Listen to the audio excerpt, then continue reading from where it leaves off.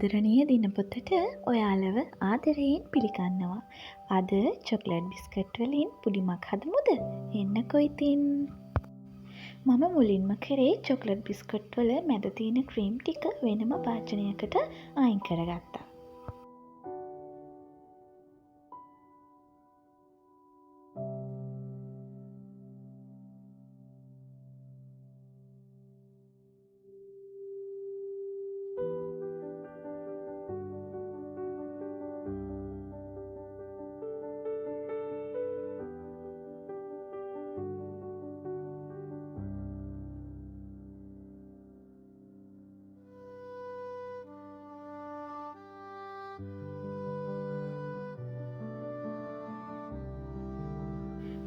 ඊට පස්සේ මම කරේ බිස්කට් 12ක් වගේ අරගෙන ඒක පොඩිවට කපලා ඒ භාජනයටම එකතු කරා. මේක ඉතින් ඔයාලට බ්ලෙන්ඩර් එකේ කුඩු කරගන්නත් පුළුවන්.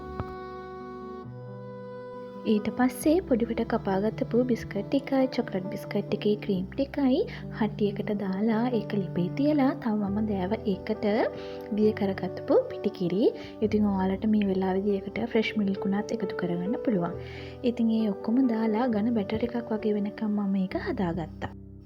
මේ අයිස්ක්‍රීම් බාස්කට් එකේ තමයි මම අද මේ පුඩිම හදාගන්නේ. ඉතින් මුලින්ම කරේ දිය කරගත්ත පිටිකිරි වල බිස්කට් පොඟවලා ඒක එකින් එක පිළිවෙලට මෙන්න මේ විදිහට අතුරගත්තා. ඊට පස්සේ අර හදාගත්තපු ඝන බැටර් එක ඒක උඩින් දාලා තුනී කරා. ඔය විදිහට මම ලේයර් 3ක් වගේ වෙනකම් මේක මේ විදිහට හදාගත්තා. ඊට පස්සේ මම මේක ශීතකරණයේ සාමාන්‍ය කොටසේ මුළු රැයක්ම වගේ තියාගත්තා. එච්චරම කාලයක් තියාගන්න ඕනේ නෑ. පැය කීපයක් තියාගත්තත් ඉතින් හොඳටම ප්‍රමාණවත්.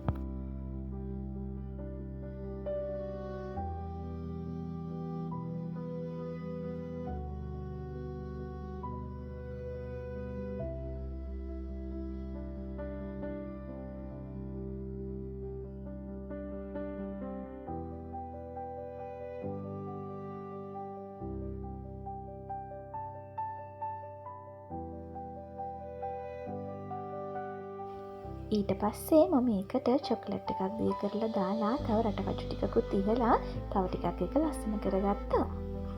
ඉතින් මේ වීඩියෝ එක බලපු ඔයාලා හැමෝටම ගොඩාක් ස්තුතියි. ආයෙත් වීඩියෝ එකකින් හමු වෙනකන් ඔයාලා හැමෝම සතුටෙන් පරිස්සමින් ඉන්න. සබ්ස්ක්‍රයිබ් කරන්නත් අමතක කරන්න එපා.